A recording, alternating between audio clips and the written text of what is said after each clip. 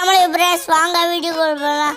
இன்றைக்கி என்ன பார்க்க போறோம்னா ஃபலூடா ஜூஸு மேலே அப்படியே பூசணிக்காய் தடாய் விடலாம். நோம்பு திறக்கிறதுக்கு இந்த சூப்பரான அந்த ஃபலூடா ஜூஸ் அப்புறம் மேலே போட்டு ஃபலூடா தூள் அப்படியே போட்டு அப்படியே 3 தூள் போட்டு அப்படியே பாலை சேர்த்து அப்படியே கலக்கி விட்டுக்கலாம். பூசணிக்காய் களி அப்படியே வெட்டி பார்த்துக்கலாம். இப்போ நல்லா இந்த எடுத்துக்கலாம். நல்லா இல்லாட்டி ஃப்ரிட்ஜில் போய் நாளைக்கு திண்டுக்கலாம். இப்போ பூசணிக்காய் மெதுவாக நல்லா கட் பண்ணிடுது. கலர் இல்லை ஃப்ரெண்ட்ஸ். அடுத்தது எப்படி வரப்போதோ தெரியல ஃப்ரெண்ட்ஸ். நீங்கள் தான் சொல்லணும். இது நல்லா கலர் ஆகிருக்கு ஃப்ரெண்ட்ஸ். உங்களுக்கு வேண்டாம் தாரோம் ஃப்ரெண்ட்ஸ். வாங்க இப்போ அதை குட்டியாக வெட்டி எடுத்துக்கலாம். இப்போ இப்படி வெட்டி எடுத்துக்கலாம். அப்புறம் இப்படி வெட்டினா பெட்டி ஃப்ரெண்ட்ஸ்.